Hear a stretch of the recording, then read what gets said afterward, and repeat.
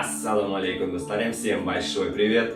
Завтра шестой тур чемпионата Италии. Ильдор Шамуродов должен выйти в этом матче не на 5 минут, как в прошлой игре, а думаю, на побольше получится у него, потому что Пеллегрини, центральный полунападающий, получил красную карточку и пропустит шестой тур чемпионата Италии. Это шанс для Ильдора Шамуродова. И если ты за ним следишь, болеешь, переживаешь, обязательно ставь лайк под этим видео и напиши в комментарии, выйдет завтра в основном составе Ильдор Шамуродов или не выйдет, по вашему мнению.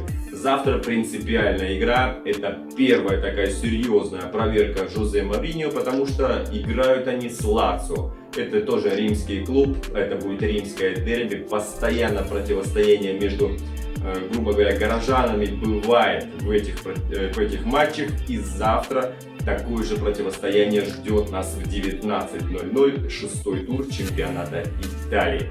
Где смотреть прямой эфир, как это сделать, мы уже узнаем завтра. Но сегодня просто заглянем в таблицу.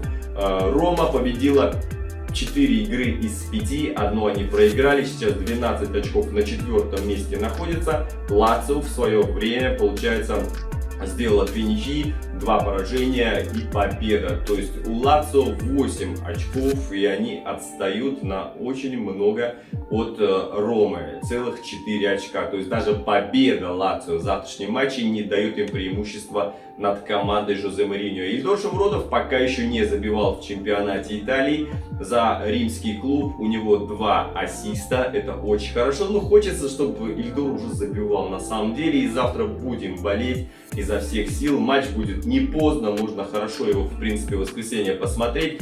В 9 вечера по Москве уже закончится игра, поэтому спокойно болеем за Ильдора Шамуродова. Подписывайтесь, ставьте лайки. Завтра ждет нас супер матч. Лацио, Рома, серия А, шестой тур. Всем удачи, здоровья, хайр, салам алейкум.